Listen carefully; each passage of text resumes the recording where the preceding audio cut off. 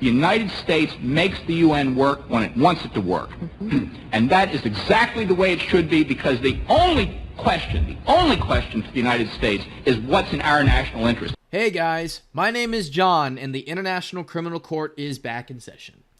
It is March 23rd, 2026, and I decided that for this week, there will be no Ukraine war update video. Why? Because almost nothing is happening on the front line. And because of that, I have decided to shift to a very interesting subject. And yes, as you may have guessed it by now, just by reading the title of this video, we are going to talk about the mess that is the entire Middle East. Or, as you all know by now, the war between US, Israel, and Iran. Oh boy, this one is gonna be a lot of fun, folks. Or painful, that is, for me. Oh yeah. So, for those of you who don't know about the beef between us and Iran, I'll take you back in time to the 1950s. So, there was once a prime minister of Iran named Mossadegh. He was a leftist, and it seemed as if he was aligned to the Soviet Union and was kind of anti-West. He wanted to nationalize Iran's oil wealth and help the people of Iran basically get on their feet. Like, he wanted to help out the population, from poverty. Like, he wanted to save the whole country from poverty and wanted the country to be modernized or something like that. But what ended up happening to him was the US and UK didn't like Mossadegh, so they had him toppled in a coup d'etat in 1953, and then 26 or so years later, after they got rid of him, Mossadegh's replacement, which was the Shah, Mohammad Pahlavi, he got toppled in a revolution by a very popular mullah, or cleric, that is, by the name of Ayatollah Ruhollah Khomeini. Khomeini was this wise, old-looking man with a long beard, and what happened was he led this rebellion against the Shah, and then it resulted in the Shah being toppled. And then the whole monarchy that Iran had been ran by for like hundreds of years or so was finally no more. And as a result, Iran became an Islamic state, or officially an Islamic republic, but it's basically the same. So, after becoming an Islamic state, Iran became one of the US's biggest obstacles in the whole region, and Iran is no small fry. Iran is one of the biggest countries in the whole world, and is arguably a regional power in the whole Middle East. Like, ever since the Ayatollah showed up and took over, they have been messing around in Iraq, Syria, Lebanon, Yemen, I think. I mean, they've been causing all sorts of problems for the US's Arab allies. And throughout the late 2010s, it looked like the Persian Empire had been reborn, because I think at that time, at the peak of Iran's power, they had Iraq, Syria, Lebanon, and I guess a large chunk of Yemen under their control via their proxies. But then in 2024, as all of you know by now, Nasrallah, the leader of Hezbollah in Lebanon, was killed by the Israelis. Assad, of the Assad regime, was overthrown by Sunni Islamist groups. And as you can see on this map, the Islamists control pretty much majority of the whole country. And then you have, I guess, a bunch of Houthi leaders in Sana'a being killed by the Israelis. So yeah, 2024 was a miserable year for Iran, and now it looks as if we have a final showdown scenario between the US and Iran right now as we speak. So, on February 28th, 2026, the Ayatollah Khomeini, who succeeded Khomeini in 1989, was killed by the Israeli Air Force with the approval of Donald Trump. Trump celebrated the guy's death, and they hoped that with basically the wave of a magical wand, the people of Iran would rise up and overthrow the Islamic Republic. No, sir. It doesn't work like that, and it never fucking will. Okay? So, what happened instead was that the regime in Iran stayed in power, at least so far, and was able to select Khomeini's son as the new, dictator of Iran. Now, a bunch of senior officials in this war have been killed, and Donald Trump will obviously go around saying, yes, I accomplished my objective of regime change, when in reality, he hasn't really, and they just replaced some dead guys with new guys who have probably been in line to succeed in multiple positions, that is. And also, it doesn't help that the U.S. right now, despite the fact that they seem like they want to overthrow the regime, they don't know how they can now actually overthrow it, since the people of Iran have refused to do so. I mean, it looked like they were actually trying to do that in January 2026, but then the IRGC went out on the streets and gunned down thousands of people. It was sort of like a Tiananmen Square moment for Iran, I think. And then what ended up happening was internet was shut down, and then, the regime stayed in power.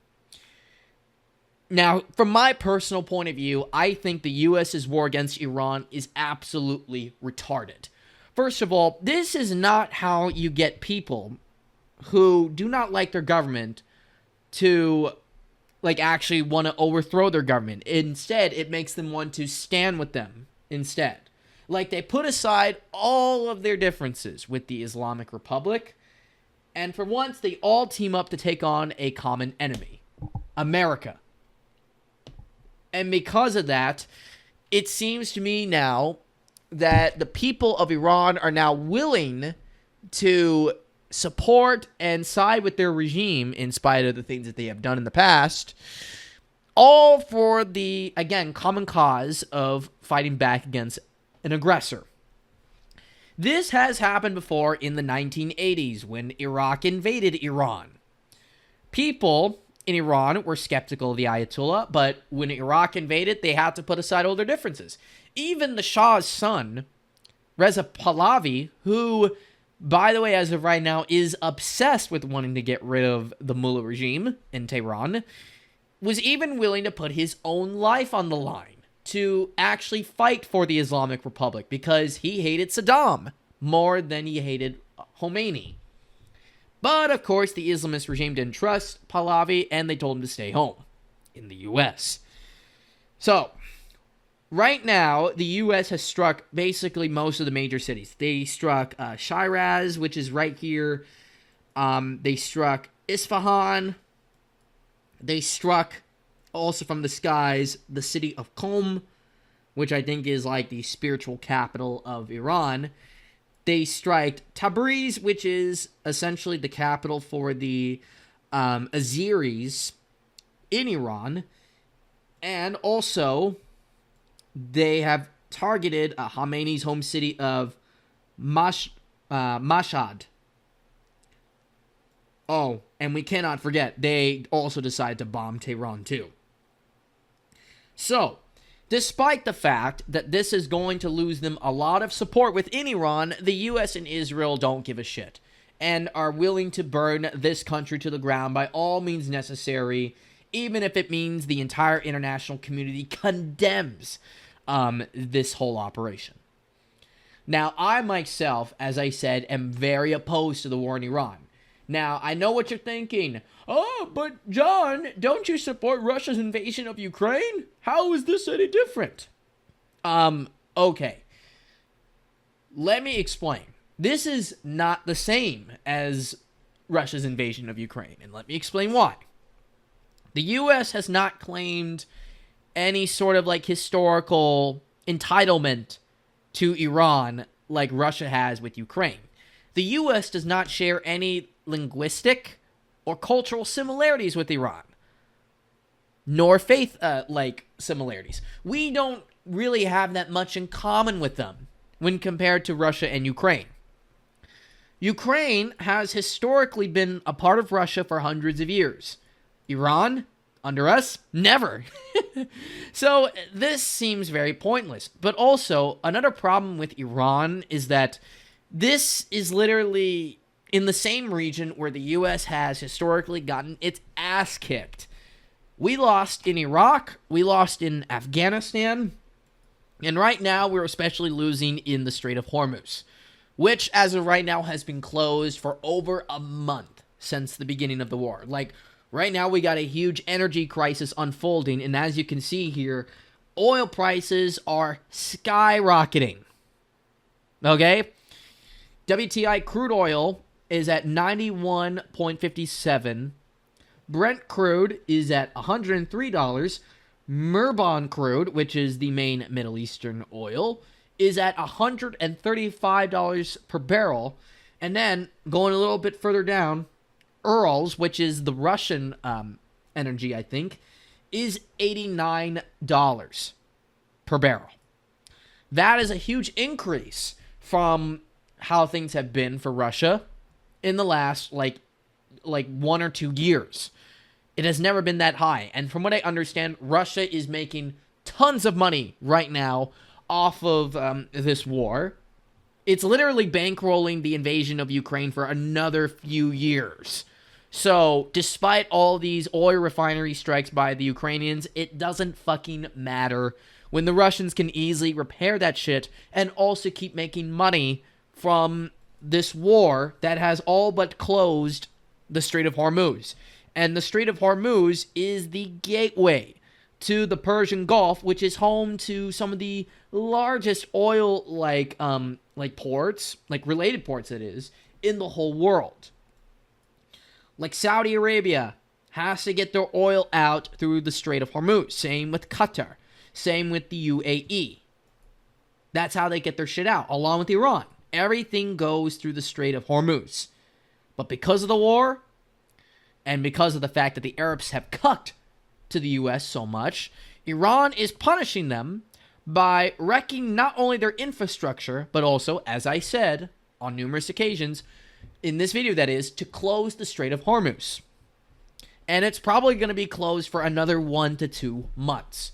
Because if the U.S. doesn't stop their war against Iran, then it will not only remain closed, but there will just be no way in order to really solve the energy crisis right now. Like, the whole world was not prepared for this in any shape or form.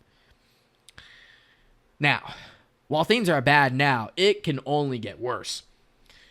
So, the Iran war has spilled over to Lebanon right here. I haven't mapped it out yet, but I'm going to do so in the future. And then you also have a situation in which the war is also spilling over to Sudan. Now, how is this even possible? It's very far. Well, to explain, it is because the military junta in Sudan, which is headquartered in Khartoum, the capital of the country, is aided by Iran, while the RSF militias are aided by Israel and the U.S.'s ally, the United Arab Emirates. So, effectively, Sudan is now part of the greater Iran war, along with Lebanon. But another country that has not really felt the true impact of the war yet is Yemen.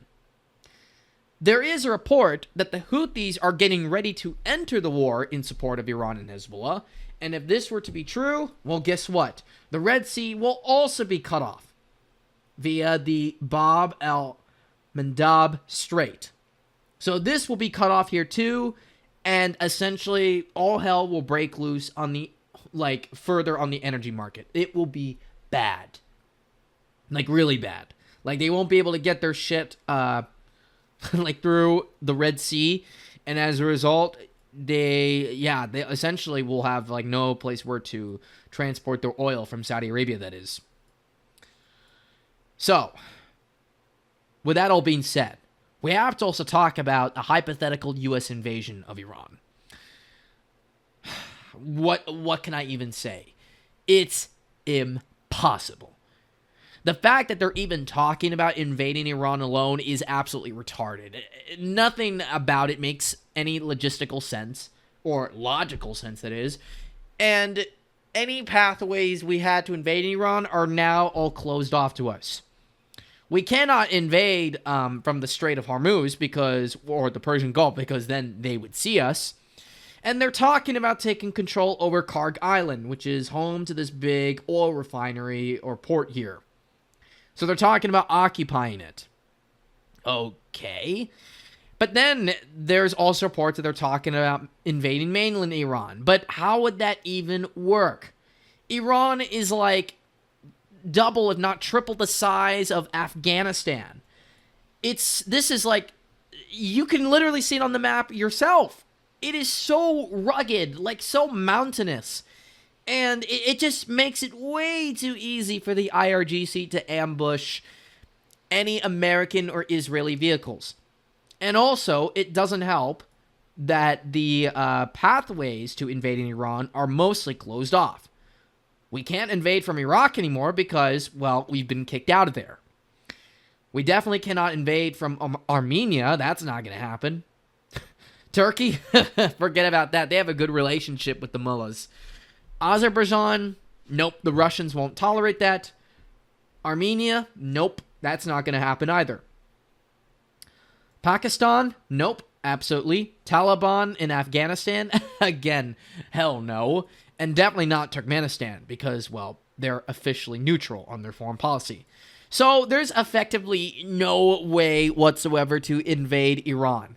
So they're going to either will have to, I guess, just take Karg Island, which would be completely useless, honestly, despite what they may claim. And they also may have to try to do a Venezuela-like operation in Tehran. But here's the problem. The Persians know that they could try that. And because of that, they have already closed off the entire local domestic airport in Iran. So they cannot really use this airport anymore to land or park their helicopters and planes or something like that. They've already blocked that off with buses of all things. That is comedic. So, yeah, they cannot even do something in Tehran too, without, of course, being seen and perhaps getting shot down with FPV drones. Or kamikaze drones. So, with that all being said, I oppose the war in Iran. It's retarded. I think it's going to doom Donald Trump's presidency this fall when the midterms come up, because if things right now, which are bad, continue to be as bad, like by that point this fall, Donald Trump is going to get his ass handed to him by the Democrats. They will not only retake the House, but they could retake the Senate too. It seemed unlikely last year, but now I don't know what to think. North Carolina, Texas, and perhaps Ohio, also Maine, could all flip blue. And if that were to happen, then the Democrats will retake control of the Senate. And if they get just enough seats, they will also flip the House too, as I mentioned a moment or so ago. So yeah, if I were Donald Trump, I would stop the bullshit, end the war, and then just... I mean, here's the thing. He's kind of trapped here. It's one thing to start a war, but it's another thing to end it. When the U.S. went into Afghanistan in 2001, we went in there, took out the Taliban, but then what? We basically fucked up the whole country to the point where they suddenly wanted the Taliban back. And then in 2021, they got their wish. And now Afghanistan is under the rule of Islamists, like hardcore Islamists, and they seem to be better off as a result. Well, if we're talking about law and order, that is. But for the most part, though, Afghanistan is kind of in shambles economically, and also the fact that they're under hardcore Sharia law. But at least the country is safe now, for the most part, from ISIS-K.